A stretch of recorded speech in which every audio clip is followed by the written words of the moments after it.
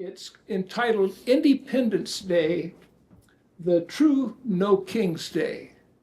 Well, I guess Independence Day is a true No King's Day, but I sure am anxious to hear what Anders is going to say. Please welcome Anders Ingemarsson. Anders? Thank you.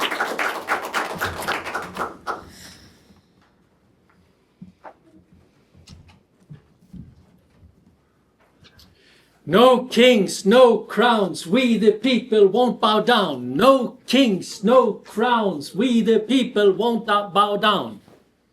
That was one of the chants that you may have heard on June 14th at the demonstrations. June 14th, it so happened that our president decided that we were going to have a military parade. It was Flag Day. It was the Army's 250th birthday, and it was President Trump's birthday. Well, you may think, that's really efficient, killing 3 birds with 1 stone. Well, the whole spectacle was apparently reputed to have cost 25 to 45 million, so I'm not sure about the efficiency from a financial point of view. Now, I'm not a big fan of parades, especially not military parades. And I think Eisenhower, he said it best back in the day when he said, for us to try to imitate what the Soviets are doing in Red Square would make us look weak. Substitute China's Xi, North Korea's Kim, or Putin's Russia for the Soviets, and you kind of know what he means. You know, we're a free country. We have the confidence without showing off with big military parades. Let's save that for those guys who need to kind of see these military parades to kind of convince themselves that they're in the right. Now, in response to this parade, the No King's Day was proclaimed. And we had demonstrations all over the country, actually, in fact, all over the world, against authoritarianism. And I sympathize with a lot of the concerns of these demonstrators who were against authoritarianism.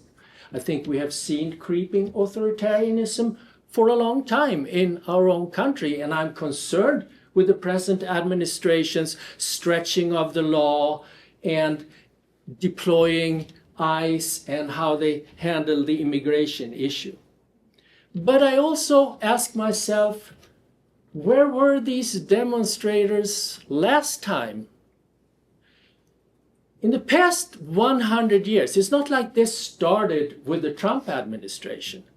We have had an increase in government intrusion into our lives for a long, long time. You could go back all the way to Social Security in the 1930s. Did people take to the street to protest the fact that they now were forced to pay out of their salary 12% to pay for Social Security, whether they thought that was a good idea or not? Same for Medicare. Medicaid, we're taxed to pay.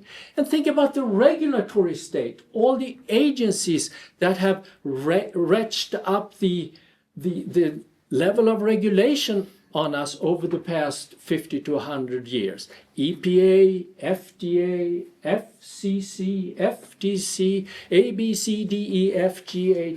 You know, it goes on forever.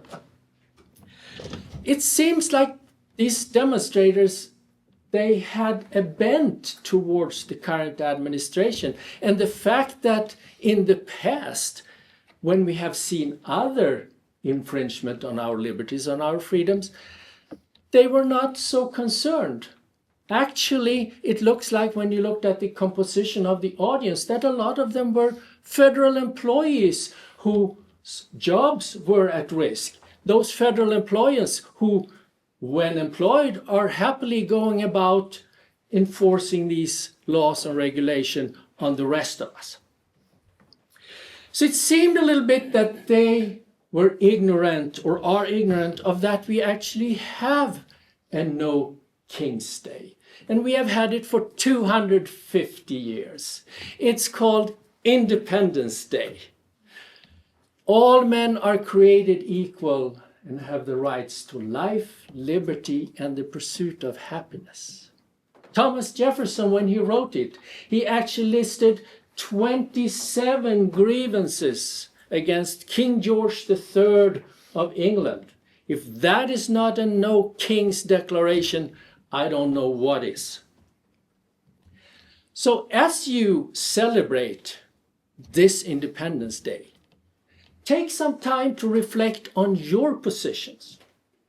Are you a willing subject of the king, an encroaching government that is limiting your freedoms and your liberties more and more? Or are you a true no king's champion of the individual rights that Jefferson put to paper in the Declaration? Are you a champion of phasing out Social Security, Medicare and Medicaid? Of defanging the regulatory state? Of a truly limited government? Well, this is a lot to take in one short speech, obviously.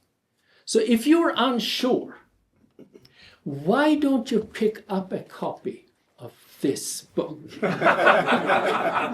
wrote it? Think Right or Wrong, Not Left or Right, a 21st Century Citizen Guide. Because if you read it, the message of the book will tell you, will reveal the presence or absence of monarchical tendencies in you.